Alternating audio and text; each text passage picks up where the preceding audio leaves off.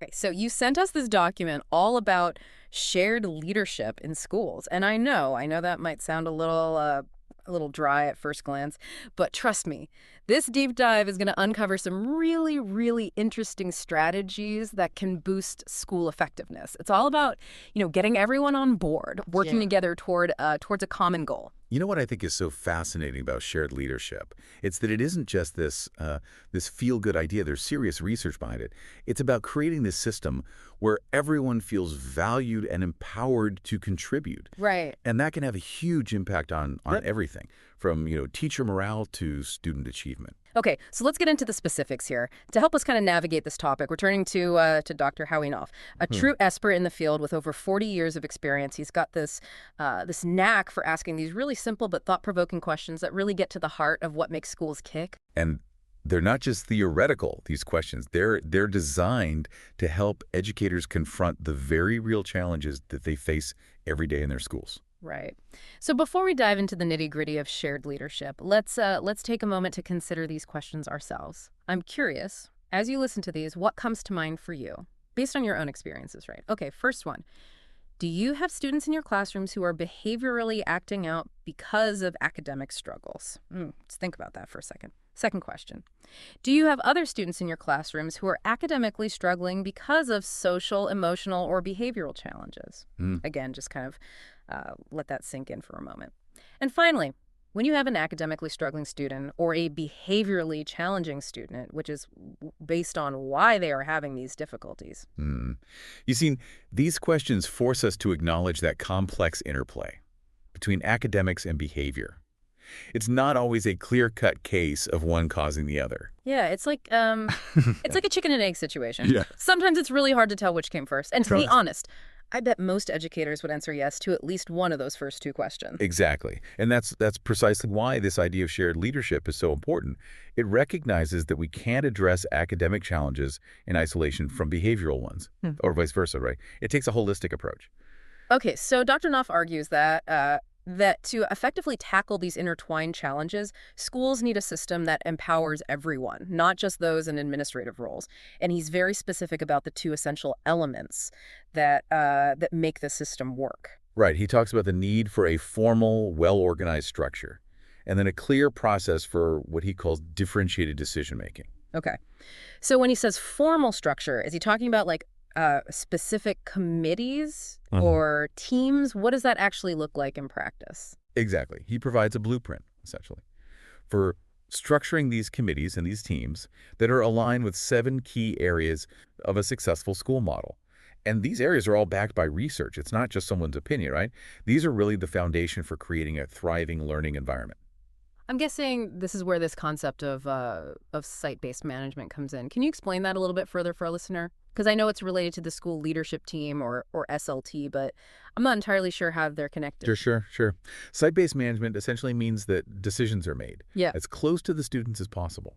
So instead of having all the power concentrated at, say, the district level, the SLT, the school leadership team, has the authority to make decisions at the school level, based on what they know is best for their specific community. So it's about empowering those who are closest to the action. That makes a lot of sense. And the SLT plays a pretty crucial role in this model. It's not just a random group of teachers, right? Right. The SLT is composed of key stakeholders. Talking about teachers, administrators, parents, even community members in some cases. And they have real decision-making power when it comes to things like strategic planning, resource allocation, and evaluating the school's overall effectiveness. Okay, so that's the SLT. What are some other examples of committees or teams that might exist in a school that's using this shared leadership model? Well, another really important one is the MTSS team, which stands for a multi-tiered system of support. And this team is responsible for identifying and supporting students who need extra help, whether it's academically or behaviorally. Yeah, I've heard that. I've heard that MTSS is becoming increasingly common in schools. But what's unique about the MTSS team in the context of shared leadership? What's interesting is that this team is specifically composed of the what you might call the strongest specialists in the school. We're talking about reading specialists, math coaches, special education teachers, school psychologists, counselors, people who are truly experts in their fields. So they're bringing a wealth of knowledge and experience to the table. What kind of decisions would they be responsible for making? Well, they play a big role in in determining eligibility for special education services. They also work to create those individualized support plans for students who are struggling. Yeah. And they collaborate with teachers to implement effective interventions in the classroom. Okay. It sounds like their work is really crucial for ensuring that all students have the opportunity to succeed, regardless of their individual needs. Absolutely. And then you have committees like the School Climate and Student Discipline Committee, Yeah. which is really focused on creating a positive and supportive learning environment. Oh, that's definitely a hot topic these days. With all the focus on bullying and school safety, how does this committee fit into the whole shared leadership approach? Well, it's not just about reacting to problems, right? They proactively work to prevent issues from arising in the first place. So they might develop school-wide policies on bullying prevention or create programs to promote positive social interactions between students. I bet they also play a role in addressing those situations where students are acting out because of academic struggles or vice versa. It's all connected, right? Exactly, exactly. And what's really cool is that they don't work in isolation. They involve the wider community, parents, support staff, even local organizations in their efforts. So it's about creating a web of support that extends beyond just the classroom walls. I love that. And this is where one of the most intriguing aspects of Dr. Knoff's committee structure comes in. He emphasizes that every single staff member should be on at least one committee. Mm-hmm. That's such a powerful idea. It really speaks to the core principle of shared leadership. Everyone has a voice. Everyone has a stake in the school's success. Yeah. It's a far cry from that traditional top-down model, where decisions are made in a vacuum and then handed down from on high. This is about collaboration, empowerment. And recognizing the expertise that exists at all levels of the school. Precisely. And keep in mind, we've only just scratched the surface here. We still need to explore how those different decision-making processes actually play out within this committee structure. That's a great point, because having a structure is one thing, but knowing how to make decisions effectively within that structure is a whole other ballgame. All right, so we've laid the groundwork there with Dr. Knoff's ideas about structure in a shared leadership school. Now let's shift gears a little bit and talk about how decisions actually get made within that structure. Yeah, because a structure without a clear process, it's kind of like having a shiny new toolbox but no tools to use, right? Mm-hmm. It's all about putting those structures into action. Exactly. And Dr. Knoff outlines several distinct types of decision-making, each with its own nuances. What's important is understanding which type is most appropriate for a given situation. Okay, I'm all ears. But instead of just kind of like listing out definitions, can you give our listeners some real-world examples of how these decision types might play out in a school setting? I think that would really help bring it to life. Absolutely. So let's start with what Dr. Knoff calls command decisions. These are situations where someone needs to make a call, quickly and decisively, without a lot of discussion or debate.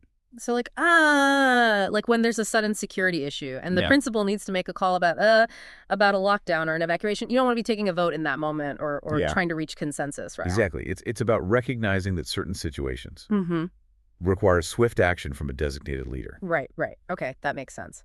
What about those times when you need to tap into specific expertise? I imagine that happens a lot in a school environment. Right, that's where expert decisions come in. Yeah. This is when you call on the folks who have the most knowledge and experience in a particular area. So if the school is considering adopting a new math curriculum, they might consult with the math specialists or department heads.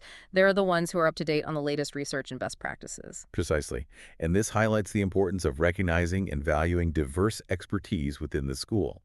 Not everyone can be an expert in everything, and shared leadership acknowledges that. Right. It's about playing to people's strengths and creating a system where everyone can contribute their unique talents. I like that. But what about those decisions where you want input from a variety of stakeholders, but ultimately the final decision rests with one person? Those would be consultative decisions. It's kind of like when you seek advice from a trusted friend or colleague.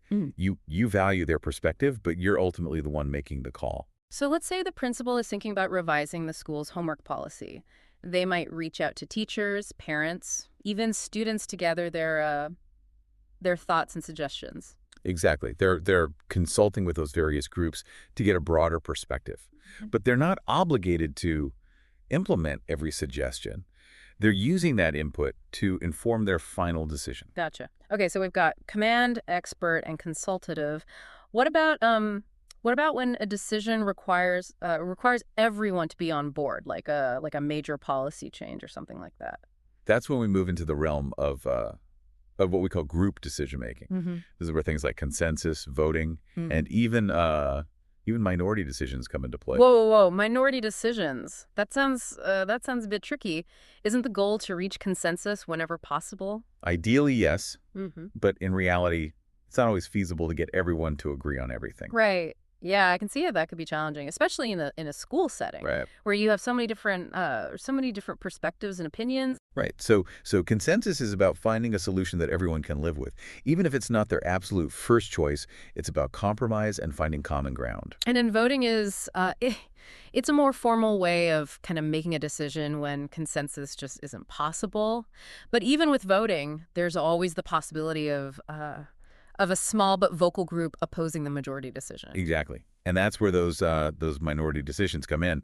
They acknowledge that sometimes a decision needs to be made, even if not everyone is fully on board. But wouldn't that create resentment or division within the school? How do you ensure that all voices are truly heard, even in those situations? That's a great question. And this is where the importance of a strong shared leadership model really comes into play.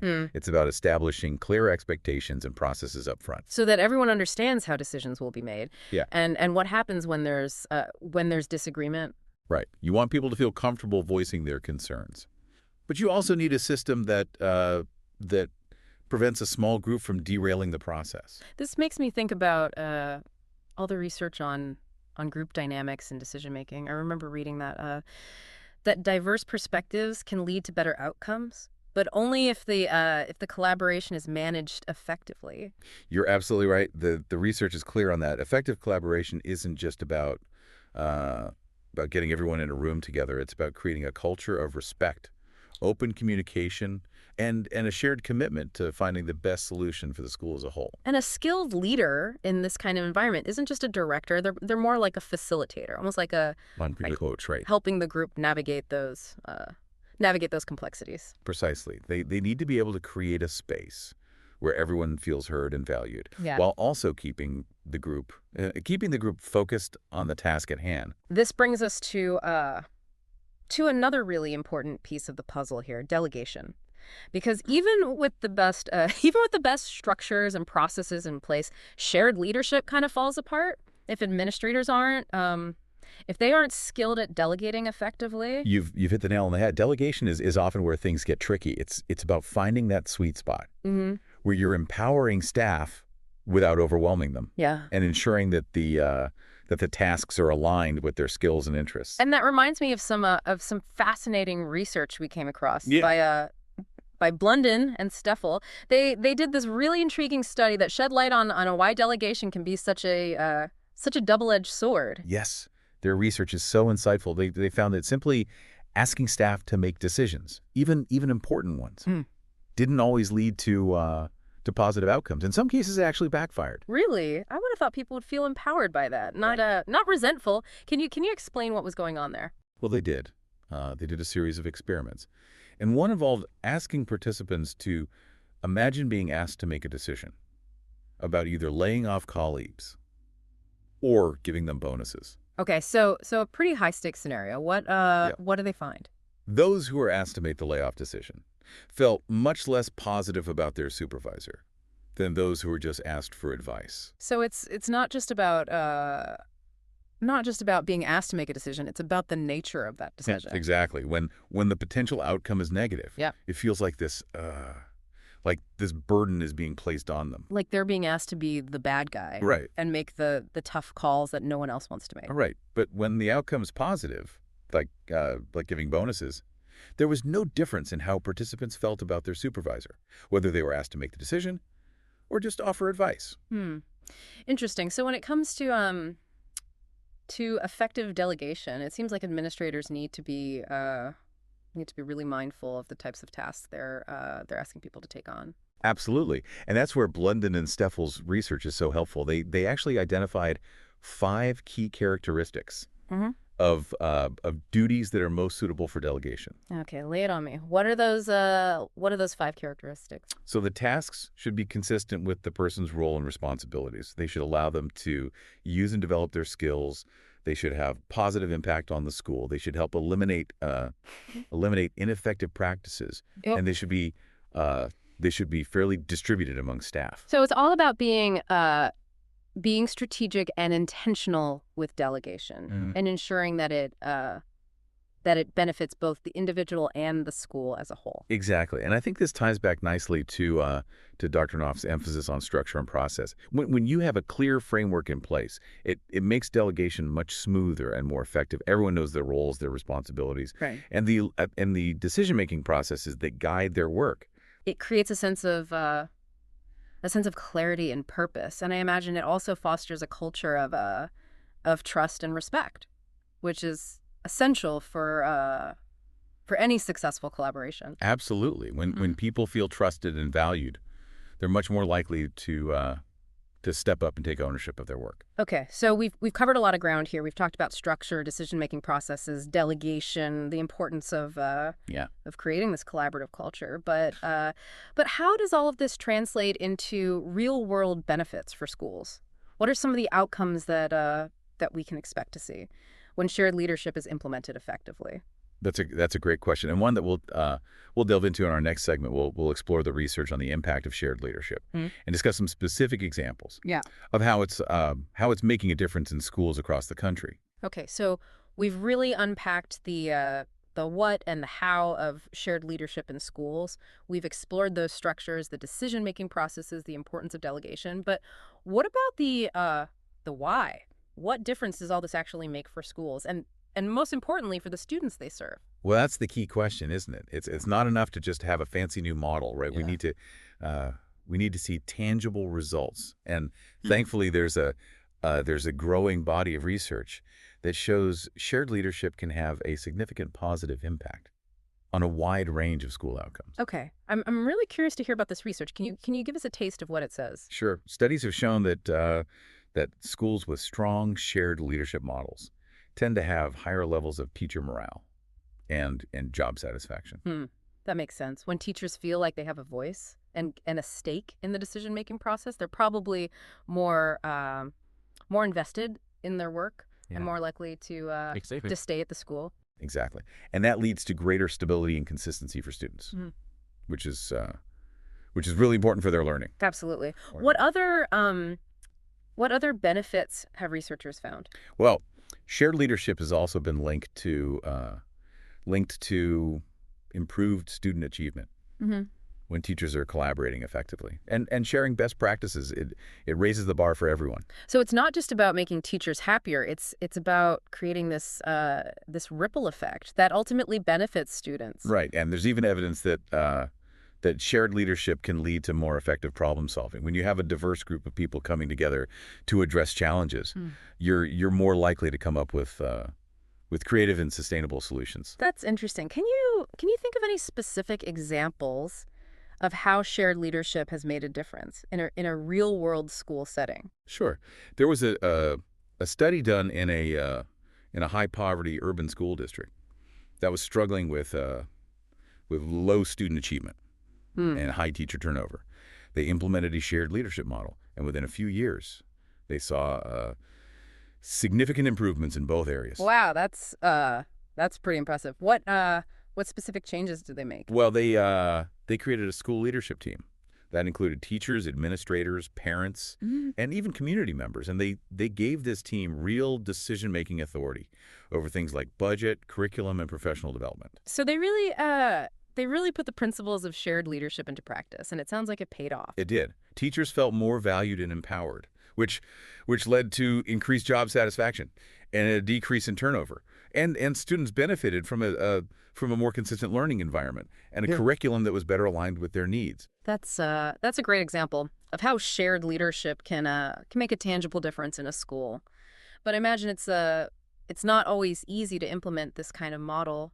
What are some of the challenges that schools might face? Well, one common challenge is resistance to change. Some people might be accustomed to that traditional top-down model. and hesitant to embrace a more collaborative approach. Yeah. I can see how that could be an obstacle. It probably requires a shift in mindset for everyone involved. It does. Leaders need to be willing to share power and create a culture of trust and transparency. Huh. Teachers need to be prepared to step up and take on more responsibility, and everyone needs to be committed to open communication and collaboration. It sounds like a lot of work, but the potential benefits seem well worth the effort. Absolutely. And remember, shared leadership isn't it's not a one-size-fits-all solution. Each school needs to find what works best for their unique context. Yeah. That's a great point. It's about adapting the principles to fit the specific needs and culture of the school. Right, and it's an ongoing process. It's not something you just implement overnight. Yeah. And then forget about. It requires constant attention, reflection, and adjustment. So for our listener out there who's interested in exploring shared leadership in their own school, what advice would you give them? Where should they start? I'd say the first step is to build a shared understanding of what shared leadership means and why it's important. Educate yourselves, read the research, talk to other schools that have successfully implemented this model. So really do your homework. Don't just jump in without a clear vision of where you're going. Exactly. Then start small. Don't try to overhaul the entire system at once. Identify a specific area where you want to experiment with shared leadership, maybe a particular committee or a specific decision-making process. Like dipping your toes in the water before diving in head first. Right. And be patient. It takes time to build trust, to change habits, and to develop a culture of collaboration. But with persistence and a commitment to shared goals, it's definitely achievable. I think that's such an important message. It's not a quick fix, Yeah. but a long-term investment in creating a more effective and fulfilling school environment for everyone. And ultimately, that's what it's all about, right? Creating the best possible learning experience for our students. I couldn't agree more. Well, this has been a fascinating deep dive into the world of shared leadership in schools. I'm sure our listener has a lot to think about and hopefully feels inspired to explore these ideas further. As always, we encourage you to continue the conversation. What resonated with you most from this deep dive? What questions or new insights do you have? We'd love to hear your thoughts. Thanks for joining us.